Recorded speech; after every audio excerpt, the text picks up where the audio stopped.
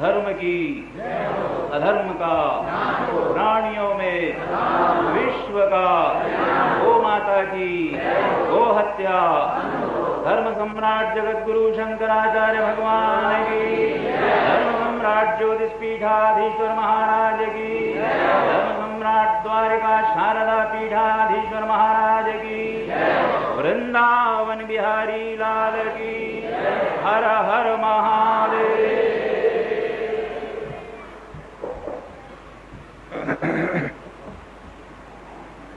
ओम करण शतसवर्णम कर्णघूर्णद्विरेफा वलिकलितकपोलोद्दानदामाभिरामम् गिरिशगिरिसुताभ्यां लालितं नित्यमङ्के सगणभरणशीलं शीलये विघ्नराजम्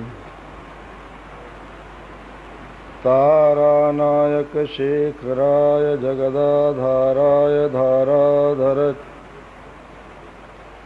छायाधारक कंधराय गिरिजा संगैक श्रृंगारिणे नद्या शेखरिणे दृशा तिलकिने नारायणे नास्त्रिणे नागैकङ्कणिने नगेन गृहिणे नाथाय सेयन्नति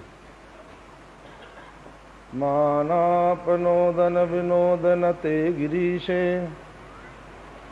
भासेव संकुचितयो रुचितं तदिन्दो भेत्तुं भवानि शिशितं दुरितं भवानि नम्री भवानि घनमङ्घ्रि सरोजयोस्ते तद्दिव्यमव्ययं धाम सारस्वतमुपास्महे यत्प्रसादात् प्रलीयन्ते मोहान्धतमसच्छटाः। श्रीराम जय राम जय जय राम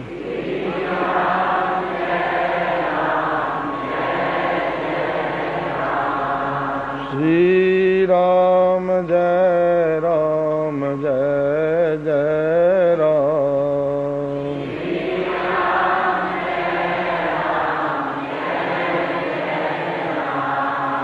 श्री राम जय राम जय जय राम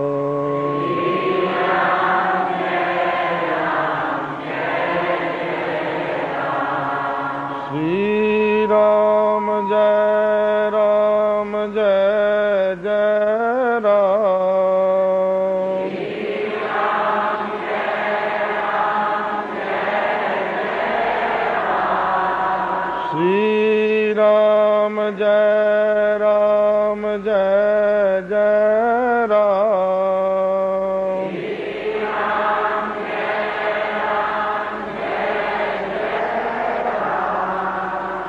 श्री राम जय राम जय जय राम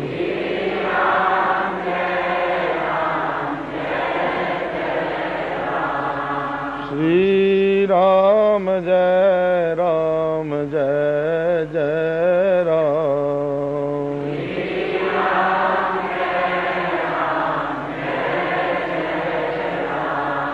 श्री राम जय राम जय जय राम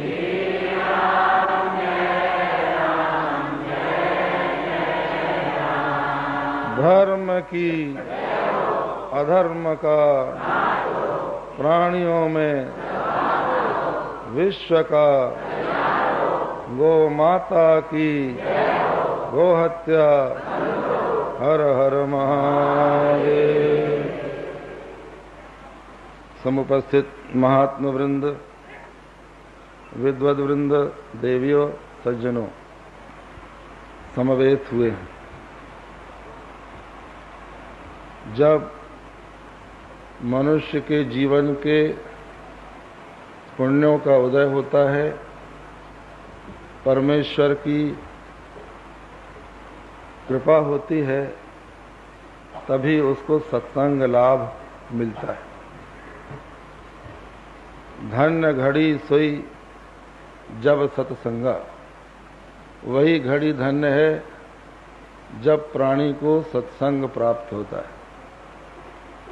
भगवान आद्य शंकराचार्य ने तो यहाँ तक कह दिया, क्षणमपि सज्जन संगति रेखा भवति भवार्णव तरणे नौका।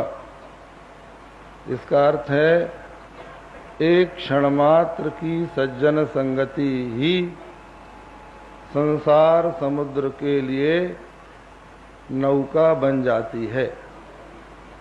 प्रश्न ये आता है, कुछ काल जब सत्संग करे तो प्राणी के ऊपर प्रभाव पड़ता है, उसमें परिवर्तन आता है, यह तो समझ में आती है बात।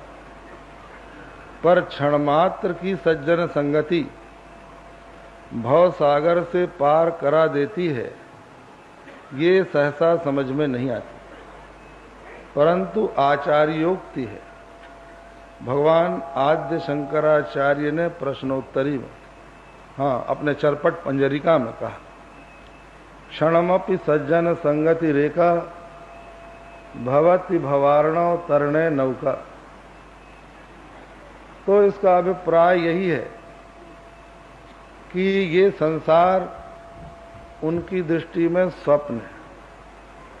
योग वासिष्ठ में कहा गया है, दीर्घ स्वप्न मिमम विद्धि दीर्घम वा चित्त विभ्रम। हे राम, यह विश्व प्रपंच दीर्घ स्वप्न है या दीर्घ चित्त का विभ्रम है। तो स्वप्न चाहे कितना ही लंबा हो, क्षण भर में ही दूर होता है। आप अपने घर में बैठे बैठे निद्रित हो जाते हैं, सो जाते हैं, सब प्रकार से सुरक्षित हैं। स्वप्न में देखते हैं बहुत जोरों की वृष्टि हुई, बाढ़ आ गई, घर गांव डूबने लगे, हमारा भी घर डूब रहा है, हम भी डूबने जा रहे हैं, आसपास जल ही जल दिखलाई पड़ रहा है, चिल्ला रहे हैं नाव लाओ नाव लाओ, पर दूर तक नाव नहीं दिखलाई पड़ रही। लगता है अब तो संसार छूटा, अब तो प्राण गए। उसी समय आकर कोई कहता है उठो, और नींद खुल जाती है। हम देखते हैं हम आराम से बिस्तर पर सोए हुए हैं, बाढ़ का कोई यहाँ पर प्रभाव नहीं है। तो एक क्षण में जैसे वो बाढ़ का दुख दूर हो गया। और एक दृष्टांत तो गोस्वामी तुलसीदास जी ने स्वयं दिया है। उन्होंने कहा, जैसे कोई स्वप्न में हमारा सिर काट ले, हम स्वप्न देख रहे हैं हमारा सिर कट गया, मर गए, लोग हमारे लिए रो रहे हैं, अर्थी में चढ़ाकर श्मशान ले गए, चिता में रखकर आग लगा दी, हम समझ रहे हैं मर गए, और बगल में किसी ने बैठे बैठे एक धक्का दिया और नींद खुली, हम देखते हैं सही सलामत। तो जैसे क्षण भर में सिर कटने का दुख दूर हो गया, उसी प्रकार जो महापुरुष हैं उनके संपर्क से जब प्राणी को आत्मा के स्वरूप का बोध होता है, क्षण भर में इस संसार सागर से वो पार हो जाता है। तो ये ऐसी भूमि है, वृंदावन भूमि, जिसमें बड़े बड़े रसिक और तत्वदर्शी लोगों ने तपस्या की है। यहाँ का कण कण उनके संस्कारों से संस्कृत यहाँ न जाने कितने भक्तों ने श्री वृषभानुनंदिनी राधा रानी के चरण कमलों का चिंतन किया है। श्री राशेश्वर के साथ उनके विहार की लीला का अनुसंधान किया है और न जाने कितने तत्वदर्शियों ने यहाँ पर बैठकर तत्व विचार किया है। ऐसी पवित्र भूमि वृंदावन धाम, जिसका महात्म्य आपने पूर्व वक्ताओं से सुना, उसमें ये अमृत महोत्सव मनाया जा रहा।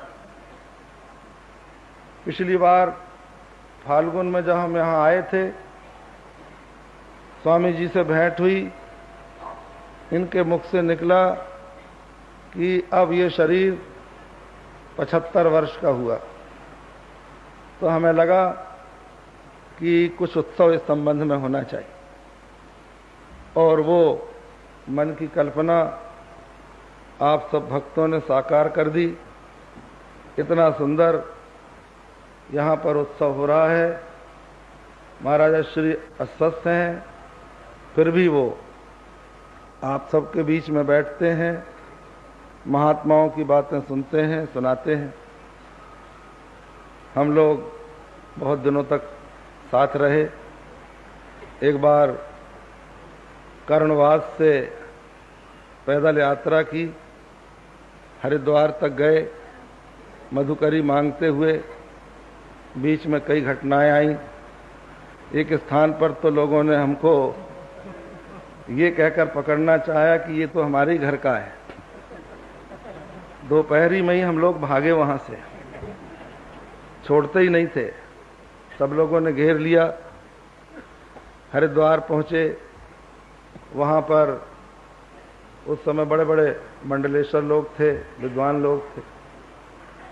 उनके पास जाकर हम लोगों ने कई प्रकार के वेदांत के प्रश्न किए।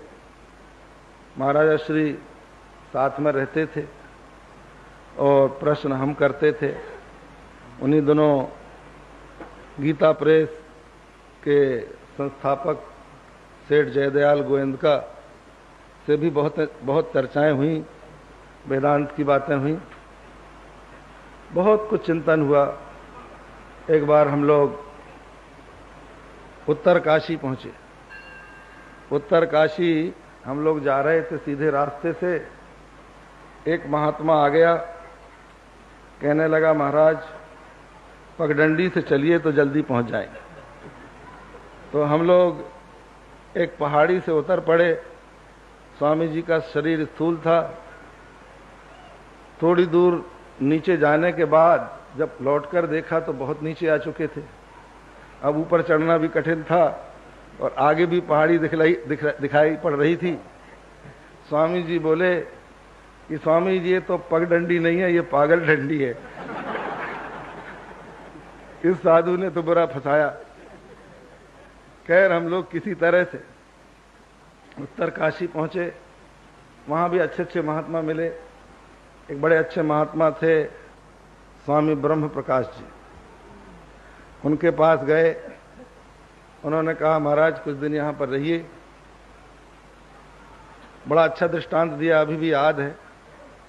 उन्होंने कहा कि गृहस्थ भी घोड़ा है और साधु भी घोड़ा है।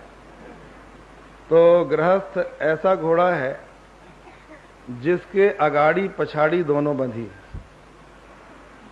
और साधु ऐसा घोड़ा है जिसकी अगाड़ी पछाड़ी दोनों छूटी हुई है।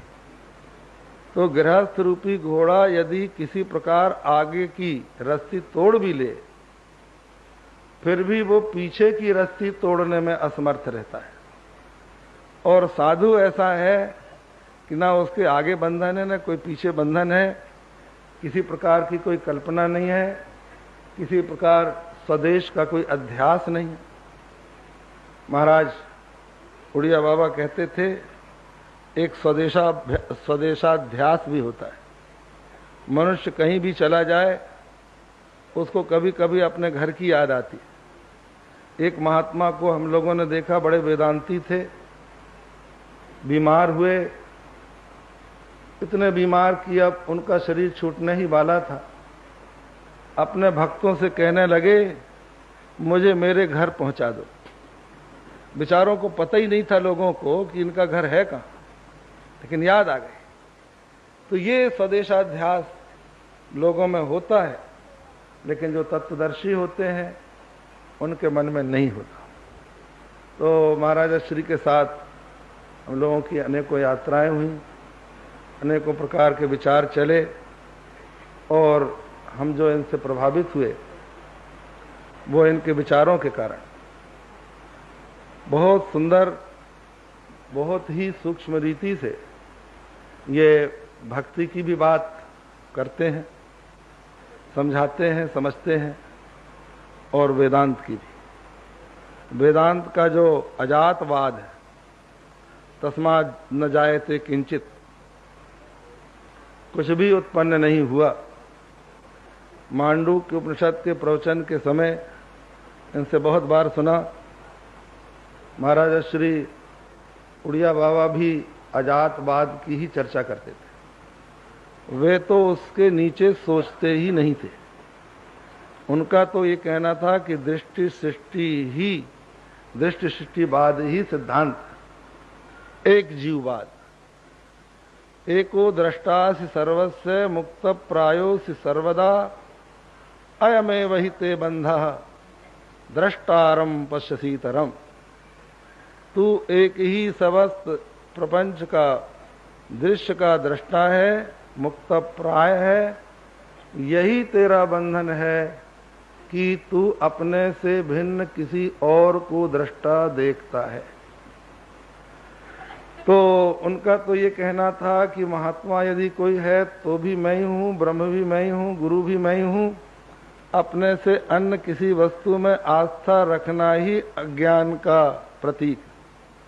ऐसा सुंदर विवेचन वो करते थे। महाराज श्री भी उसी प्रकार का विवेचन करते थे, आज भी करते हैं। इन्होंने अपने इन 75 वर्षों में समाज को बहुत कुछ दिया है। हिंदू धर्म को कितना बड़ा लाभ इनके जीवन से पहुंचा है, ये इतिहास बताएगा। कितने ग्रंथों की रचना की, कितने लोगों को अपने सनातन धर्म के सिद्धांतों से प्रभावित किया, इसकी गणना नहीं की जा सकती। और बहुत ही सुंदर रीति से अपने यशस्वी जीवन के 75 वर्ष इन्होंने पूरे किए और बहुत कुछ करके दिखलाया।